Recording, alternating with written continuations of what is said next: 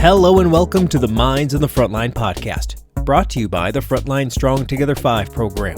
FST5 provides streamlined access to behavioral and mental health services, as well as crisis resources for Michigan's Frontline 5 workers and their families. This includes all professional, part-time, and volunteer firefighters, EMS, law enforcement, corrections officers, and 911 dispatchers in Michigan and their immediate family members.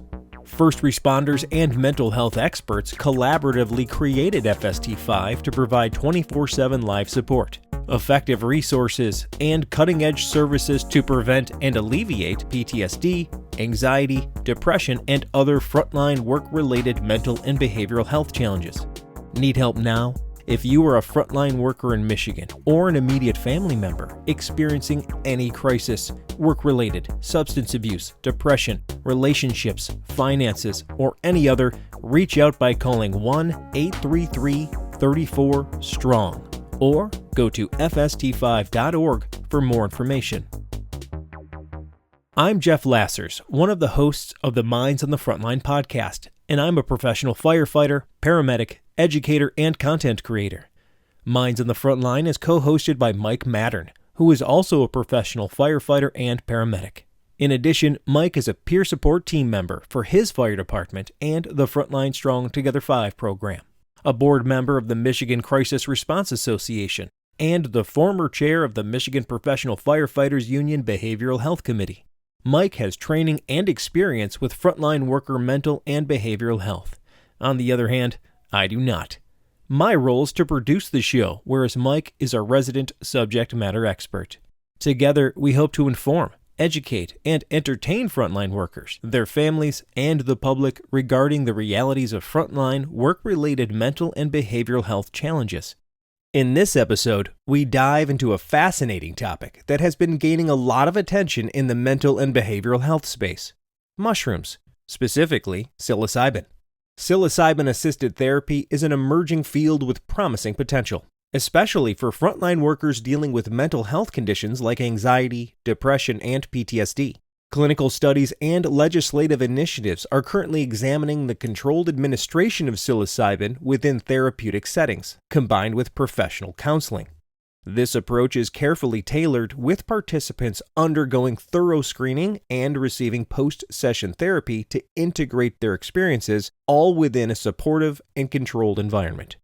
This form of therapy is gaining attention because it offers potential relief where conventional treatments might fall short. To help us explore this topic, we are joined by Tess Burzynski, a mycologist and co-founder of Novel Integrated Medicine, and Hosam Issa, the Director of Clinical Operations at Novel.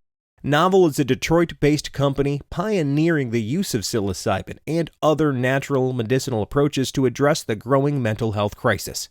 They aim to equip therapists with the tools to integrate psilocybin into therapy, support trauma and PTSD treatment, and enhance public dialogue about alternative mental health treatments. During this episode, our guests will help us examine the reasons behind the increasing interest in fungi within the health and wellness industry, and discuss the application of psilocybin in treating mental and behavioral health disorders. Please check us out on YouTube, Instagram, and Facebook, and make sure to like and subscribe to all Minds on the Frontline podcast social media channels. Thank you, and enjoy the show. Okay, I got it. Now that we got a good rapport. Yeah, sorry. Shut up, I phone. didn't mean to start that whole thing. But. No, I do it all the time, and I usually do it first, so people feel comfortable screwing up. Cool. You're welcome to screw up. Love it. Natural. Organic.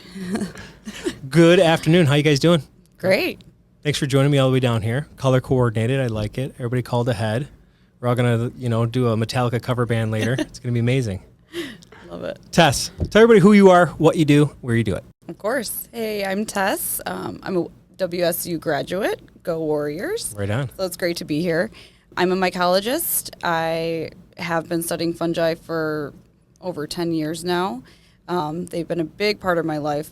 I started Fungi Freights, which is a community program, mycology hub in Poletown, East Detroit. And I'm here today representing Novel.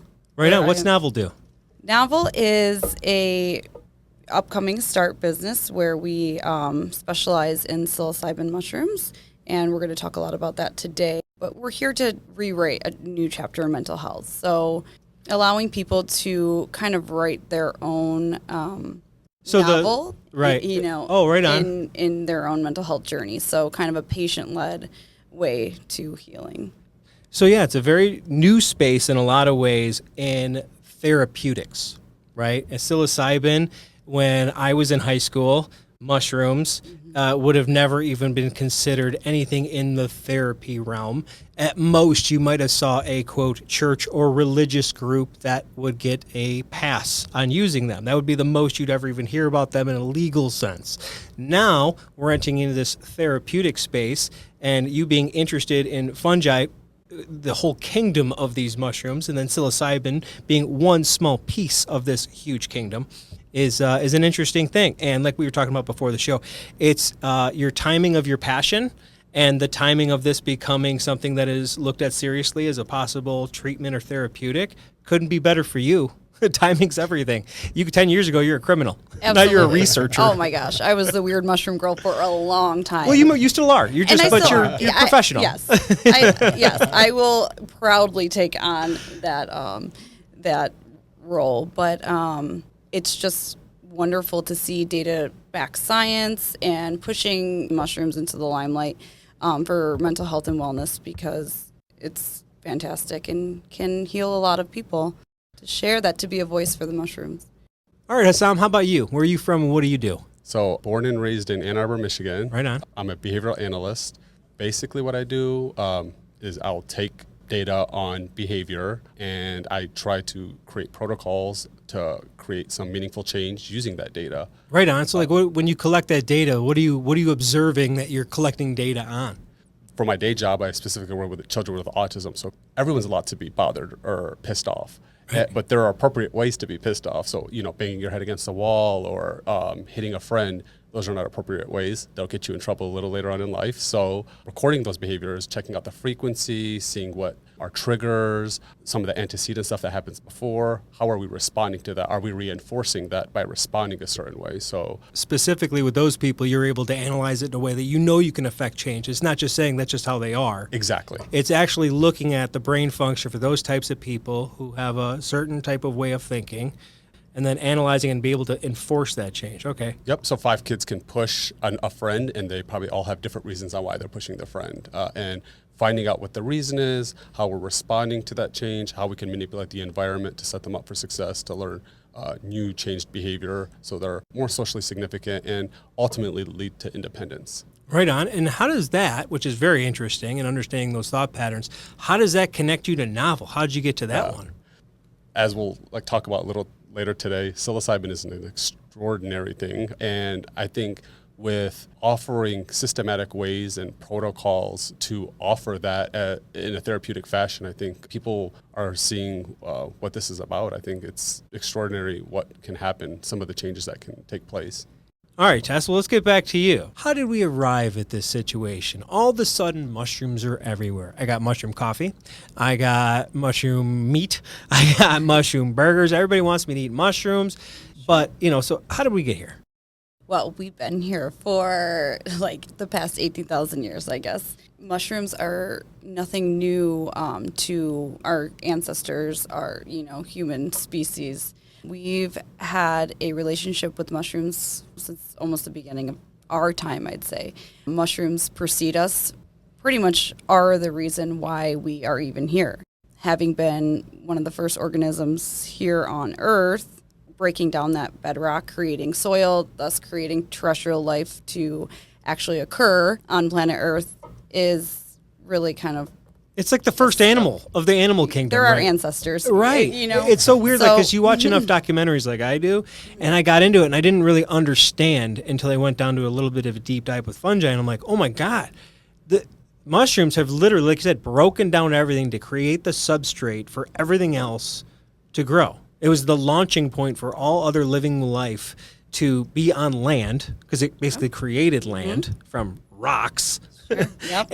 And then allowed plants allowed for animals, Yep. insects, and then everything came out of it. So it's almost like mushrooms don't get their own kingdom as much as they should. And they didn't even, they were part of the plant kingdom until about the 70s. And then, they realized how different After they the were. 60s, they're like, no, this is different. Yeah, after taxonomists, broke them off into their own kingdom. And actually now scientists have put fungi and animalia into one kingdom. That is because our genetic makeup is so similar to fungi. So it's certainly closer to fungi than fungi is to plants. Yes. I like that you brought that up because that's interesting how taxonomy, takes place. And absolutely. And it shows that ancestral relationship, when you break it down that way. So, yeah, we have had a relationship with fungi for a very long time. There has been a disconnect. We see a lot of mycophobia, a lot of stigma around fungi. My goal with, the community was to just talk about mushrooms. 10 years ago, people were just still had that stigma, misinformed. The war on drugs created a lot of certainly phobia. Politics gets in the way of Absolutely. Our traditions get in the way of progress. Pick an industry. Tradition always gets in the way of progress, for sure. Right. So my idea was to just talk about mushrooms, get people interested. Hey, did you know that penicillin is a fungus? Did Right. you know that, antibiotics were, and we think more of mold in our house. Right. We think dirty. We think gross. And I think, hey, that's an indicator species. It's letting you know there's a leak somewhere. Right. To kind of just get people to think in a different way when it comes to fungi and mushrooms. So you're not just a big psilocybin fan. You're you love fungi. I do. I love them so much. You love it as a food. You love it as a medicine. You love that some of it's dangerous. Absolutely. Give it all to me. Bring it on. Well, let's go down a very specific road of mushrooms and walk down the psilocybin road. We get it. You could probably Google mushroom health on everything else. There's mushrooms in everything. But right now, let's get into the psilocybin use for mental and behavioral health. Walk us down the road of how we got to the point where it's research. Psilocybin is in the limelight, right? It's popular. And how do things get popular? People are talking, word of mouth, people are talking about it. Something's working, so... It's that whole tell a friend. If it works, you tell people, right? I tried this great thing. Right, yeah. And tell John Hopkins and get them on, so they really were the pioneers in doing the data-driven science, backing this chemical compound with data-driven science and research. When we talk about psilocybin, I think why it was so accepted at the university research level is the fact that it is so similar to serotonin, something that occurs naturally in our brains. And looking at the chemical structure of psilocybin and recognizing, hey, when we ingest this, when our body dephosphorylates it and turns it into psilocin, that psilocin molecular structure mimics serotonin so well that it can attach to receptors in our brain. So why does this mushroom contain this chemical compound that attaches to our 5-HT2A serotonin receptor? I mean, this is a very ancient receptor. It's been around since single-celled organisms. So there is this connect, and I think it's so special, but also it's really interesting to scientists. It being so similar to serotonin, what's it doing? Is it only activating that, or is there a cascade of other things going on? We have many serotonin receptors in our brain. Psilocybin is the prodrug of psilocin. So when we ingest psilocybin, it breaks down into psilocin. It then can cross the blood-brain barrier and pharmacologically be available to our receptors. But it's the 2A receptors that make it a little bit different than just regular serotonin. And these are the receptors that are located in the exterior cortex of our brain, the prefrontal cortex. That has to do with speech and behavior and decision making, and then our visual cortex, and that's sometimes why you get that visuals or hallucinations if you take enough psilocybin. So it's not exactly going to work in the brain like serotonin, but the key fits. Sure. It's more like the key in that receptor goes in there, but it's not just serotonin. It happens to fit in that receptor. That's just how it plugs in. And serotonin is responsible for so many things, not just mood. Sleep patterns are... socially, when we know, we're done with a conversation, serotonin is responsible for that. Serotonin is responsible for a ton. what's really cool about psilocybin, opposed to like SSRIs in the past that have been proven to work with depression or OCD, or any times SSRIs are taken, is SSRIs are usually just sprinkling and it's kind of non-selective. And with psilocybin, it's a lot more selective. And that's why when we were talking about Johns Hopkins earlier, Johns Hopkins did a really good job showing us that it's a far better performing alternative than SSRIs. Under what conditions? Obviously, some people are prescribed SSRIs, and then there's all sorts of different. And they have their place. Yeah, sure, absolutely, yeah. But then there's also a spectrum, a whole bunch of different SSRIs that all act slightly different depending on, and you got to find the right one for you. And those all have their own application for certain people. What's the application for this treatment? Is this something I take every day, like an SSRI? Like if you take Zoloft every day, do I just pop my psilocybin every day, or is this a hardcore treatment? So there's two schools of thought for this, and Tess can speak a little bit about that. I could talk to you a little more about what Johns Hopkins kind of showed. It's been around for a while. It's 2 equally spaced doses, higher doses, and they're guided. A therapeutic guide will walk you through. So there's different components to it. So there's like a setting, and then there's the post-integration part. And those are like the basic, for time's sake purposes, the components of the therapy side of mushrooms. So you're taking a higher dose. We kind of calculate that based off of like weight and metabolism and then all that good stuff. Johns Hopkins was able to prove that one higher dose can be therapeutic and have long-lasting adaptive effects after that one time. And you don't have to take, like, this is something you never have to take again. This is like going in for an inpatient treatment. Yep. Or exactly. an outpatient treatment, I should exactly. say. So this isn't like walking in, give me my shot, and then I go out, right? This is, you're probably preparing. There's a preparation. There's things that will rule you out. So if you have any type of psychosis, if you have a first cousin with psychosis, you probably want to rule that person out. If someone's taking SSRIs, you don't want to be competing for receptors. There are different factors that lead up to a health workup, a psychological workup. We just want to make sure you're clear and you're a good candidate for something like this. And then after, we get through all of that part, then we try to get your set.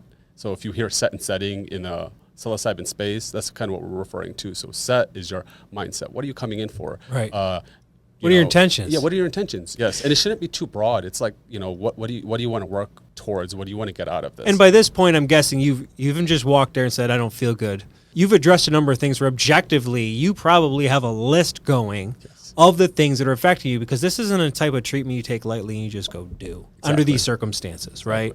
I know a lot of people want to have their experiences, and that's great. But like when you're actually looking at this from a therapeutic setting, there's a lot of work to be done before, during, and even after, I'm sure. Oh, and the setting aspect is and you're sorry to interrupt, but you're speaking, when you say we, you're speaking for the industry. Yes, this is what you're going to see at this isn't just novel, but this seems to be, based on the hundreds of documentaries I've watched on everything, this seems to be like, then they bring you in, they do the thing, right? Please continue.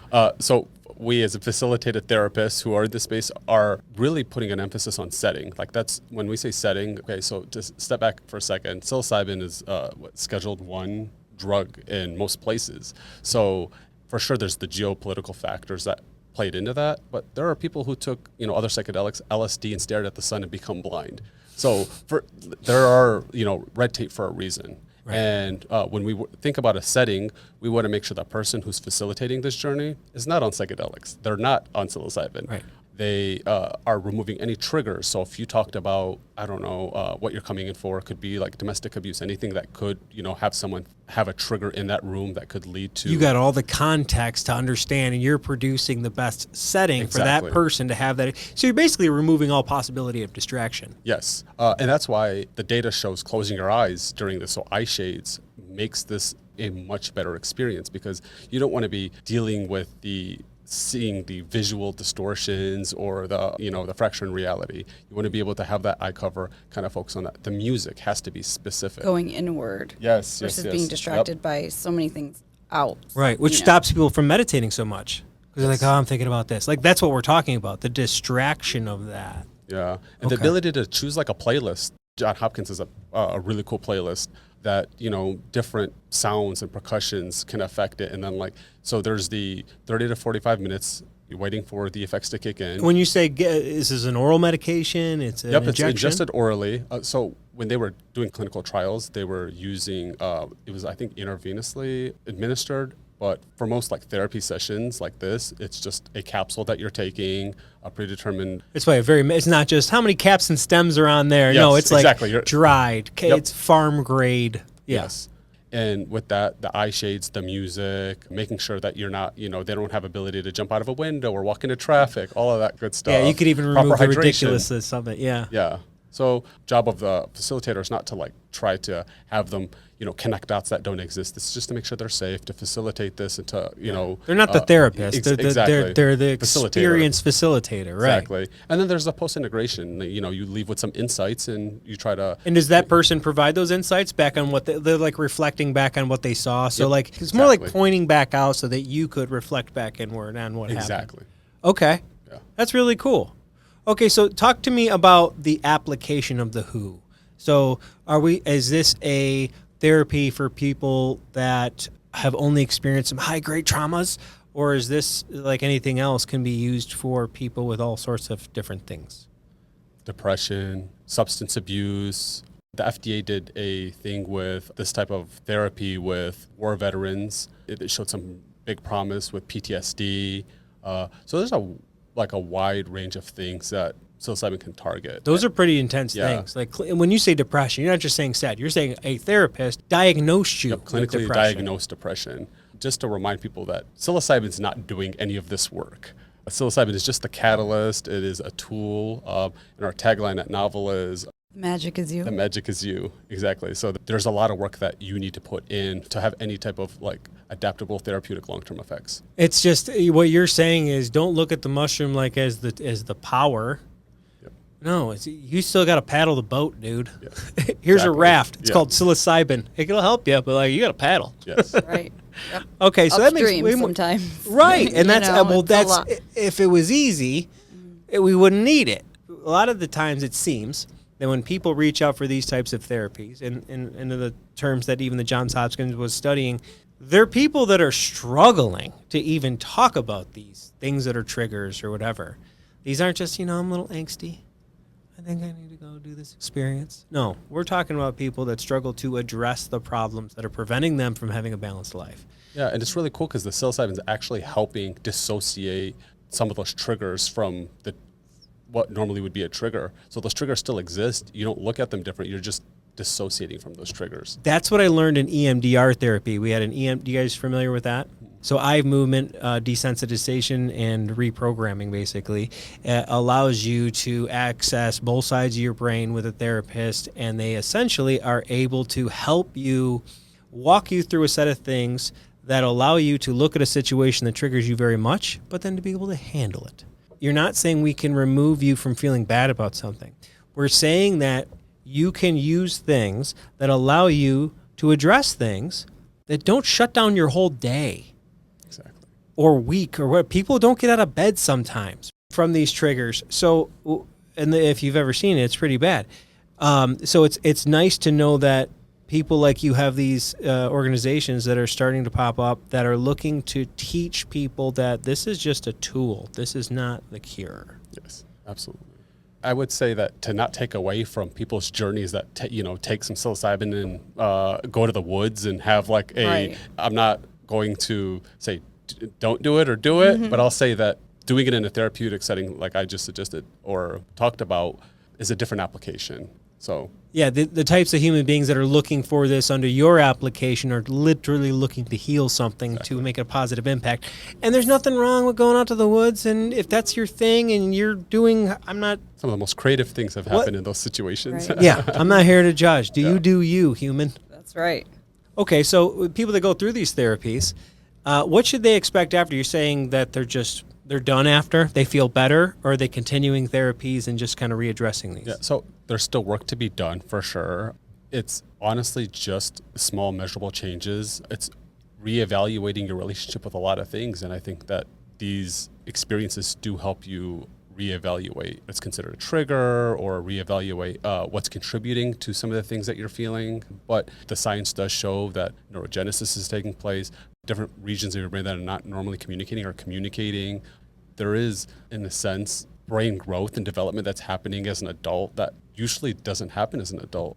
To be determined on some of that. Yeah. It's interesting, positive stuff. Nothing we're seeing where people are getting negative superpowers. Yeah, people are reporting. People are reporting back like good stuff, but for sure, I think that there still needs to be some follow up with some of these participants or wherever that is being done, where it's legal to follow up and see how they're feeling a year or 2 years or 3 years after some of these experiences. Follow-up is important. And I think especially when people are undergoing a higher dose, they're feeling something they've never felt before. An interconnectedness, a oneness. Some people report it as being the most significant experience they've ever had in their life. So how do you integrate that back into reality? Once you are, and this could be an issue sometimes with people that, you have an ego dissolution, but then you feel superior because you went through this whole spiritual journey. Sometimes you've seen the thing they talk. Oh, I know. It's like, I have the information. So people can actually get an heightened ego from they're just, these. Do you think they're just prophecies. trading their ego? Or they think they dissolved it, but they just kind of hit it over here? Yeah, there might be some issues with that person. It's important to remain humble and to really reevaluate this feeling of oneness and interconnectedness to everything. And it can be very powerful. And this is so important for, collective consciousness. If a lot of people are going through this experience, they're feeling self-love, love for other people, they're reconnecting with nature, something that a lot of people have lost touch with. It can really help us as a human species to evolve. It's an incredible experience going through it, but the therapeutic effects are felt weeks after, sometimes, months after for certain people. So it's an experience you can feel in the moment, but then the actual changes like she's discussing happens a few weeks after. They're lasting effects. And those lasting effects is maybe more the ability to not let things bother you as much, to see things, like you said, more interconnected to everything. Mm-hmm. To be less selfish is, I think, in a lot of ways, to be in less pain. Because if it's not all about you, you can't be disappointed all the time. Right. If I'm not disappointed, I'm not in pain. I'm just kind of like, oh, that's cool. Right. You know what I mean? It's not about Go me. with the flow, if I don't make it about me, I'm not disappointed that I'm not top dog in everything or whatever, or I think being a parent's part of that too.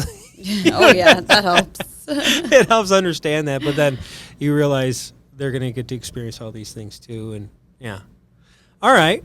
Well, cool. Tell us more about where people can learn more about Novel and more about psilocybin. Absolutely. I think it's a good time to bring up the journal, and Yes. that's a big part of Novel, and we're really proud of it. It's in print right now, so I'll let Sam talk about the journal a little bit. So earlier we discussed getting the setting, prepping for these sessions. We know that this type of therapy is very expensive. It's not accessible to everyone.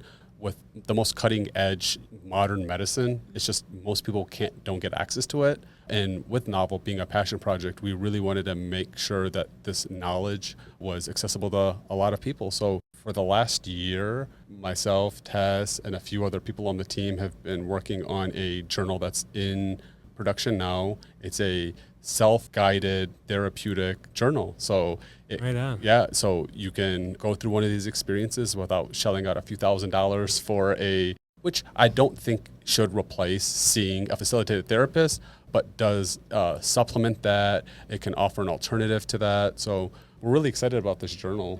Where can they get a hold of it? Our website. So it'll be on our website in the next month or so. It's in print right now. So our website is www.novel-health.com. Awesome. And it will be available on the site and a few other places locally. Awesome. Well, thank you guys for coming in today. Thanks for having Thank us. you And I so wish you much. luck. So much fun. Maybe we'll turn this into a therapy office. Hey, we could. Just Lay on the double table. as one. Thank you for joining us in the Minds on the Frontline podcast. We hope everyone enjoyed this episode. We have more great content coming out soon. Please check us out on YouTube, Instagram, and Facebook, and make sure to like and subscribe to all Minds on the Frontline podcast social media channels. It really helps us out. Thank you for listening, and have a great day.